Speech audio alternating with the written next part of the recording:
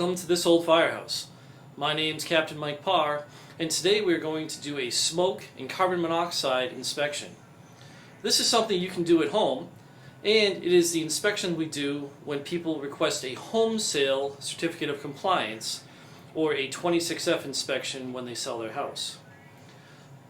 Before the inspection, we gather information on the house. The requirements for a home's alarms are based on when the home was built or significantly renovated, meaning 50% or more of the home was made new. Today's house is from 1982 and it hasn't had any significant renovations. It is a Cape-style home. So this home's smoke and carbon monoxide alarms will have to be hardwired and interconnected. By hardwired we mean they have to be powered by the home's electrical system. By interconnected we mean they have to speak to each other. So when one alarm goes off, the other alarms also go off to alert other occupants in the home. You can watch our episode on smoke and carbon monoxide alarms, and you can look in the links in the description below to find out more details on the requirements for smoke and carbon monoxide alarms. Let's head to the house. When we arrive at the property, inspection starts outside. The house number must be attached to the house and visible from the street. If your home is set back, the recommendation is to have the numbers on the signpost or mailbox at the end of your driveway. The numbers need to be 4 inches or larger and proper lighting should be available. You can see at this home the mailbox has numbers facing both directions on the street.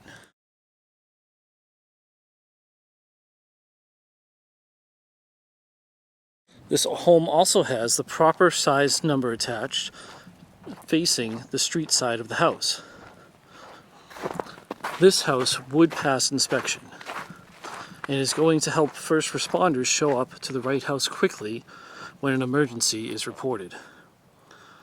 Remember, having your house numbered also helps responders know which house is next to you, so this can help your neighbors as well.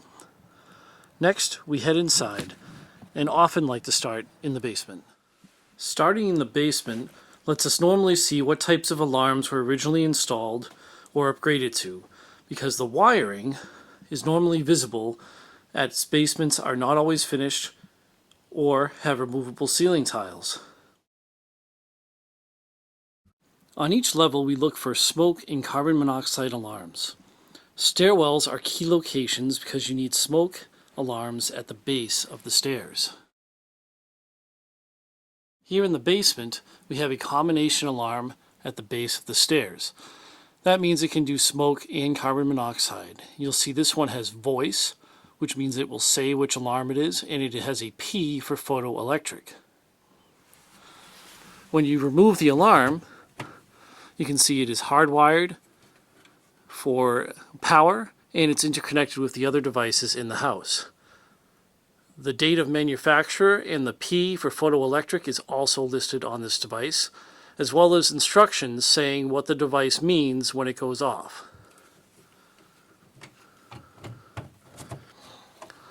The battery compartment may be in the back or it could be on the front or the side. Here you can see it has AA batteries installed. And to test this device, you press the button here and listen for it to sound. You will also hear the other alarms throughout the house sound.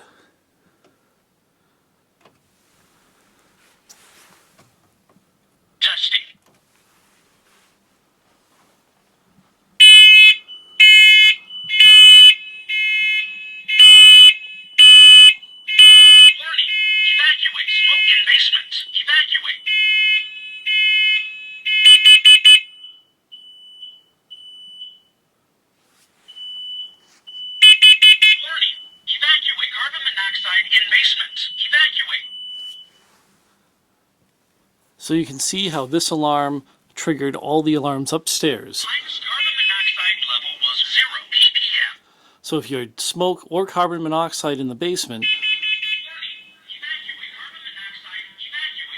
it would alert everyone upstairs of the problem. The homeowner has also installed additional alarms to add extra protection closer to the heating equipment. They also have a connection for your home generators, so this alarm near that connection can provide an early warning of carbon monoxide that could be entering the house. Let's test this alarm now.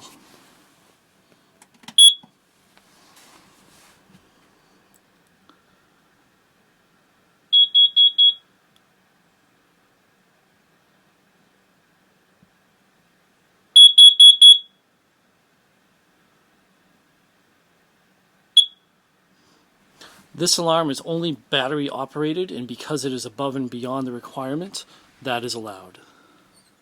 Here on the first floor we have two alarms. One is at the top of the basement stairs, and it's close to a first floor bedroom.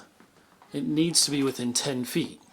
It is also close to a bathroom with a shower, and behind me the kitchen, which means it must be photoelectric, as you can see there.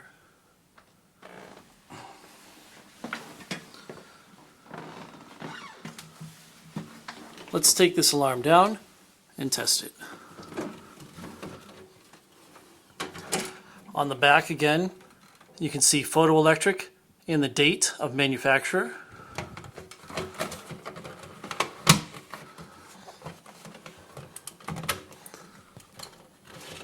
The battery tray is loaded with AA batteries. And let's press the test button. Testing.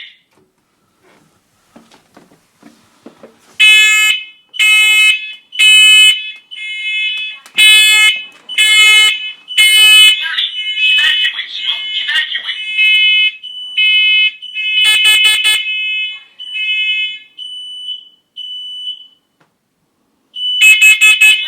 Evacuate, carbon monoxide, evacuate.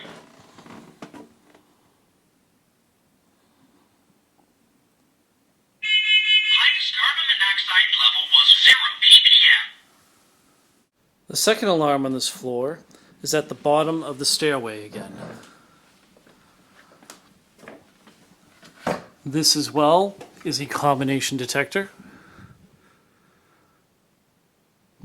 The battery compartment on this is actually on the front, and you can see it's loaded with a 9-volt battery. When we remove it, you can see it is hardwired and interconnected. And the date of installation and the instructions for the device are on the back.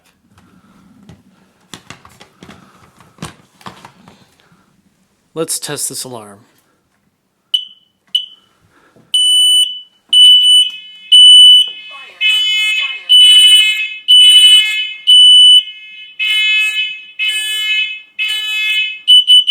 Warning, carbon monoxide.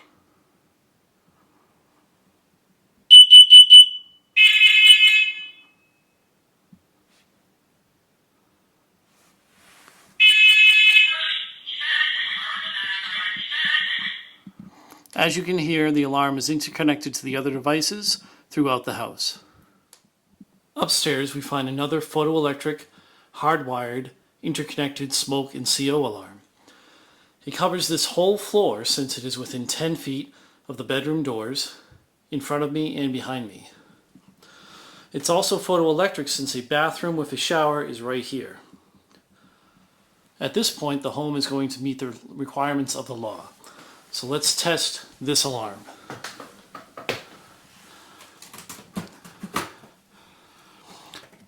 It's hardwired. On the back, you can see the P for photoelectric and the date of manufacturing.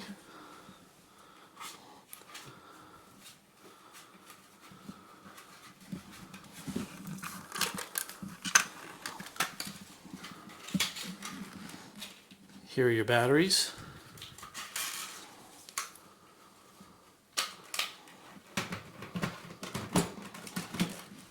And let's test it. Testing.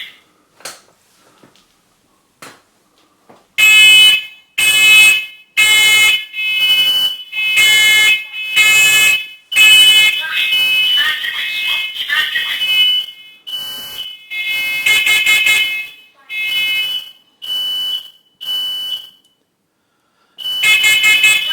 Evacuate, carbon monoxide, evacuate. As with the other alarms in the house, this one communicates with the alarms on the lower levels. Highest carbon monoxide level was 0 ppm. When we went through the bedrooms of this home, we found this homeowner has also done a simple upgrade with the occupied bedrooms.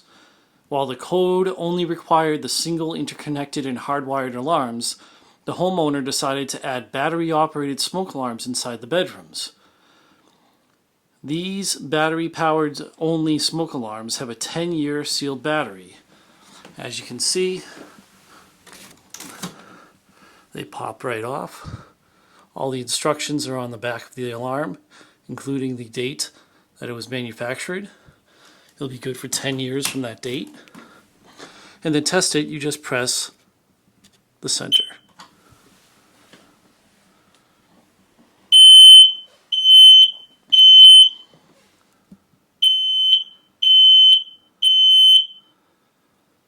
You'll notice this alarm does not communicate with the other devices. It's just a battery, single station smoke alarm. And it's meant to give the occupants of the bedrooms earlier warning in case smoke or fire occurred in their room. We recommend any homeowner do this to better protect their family.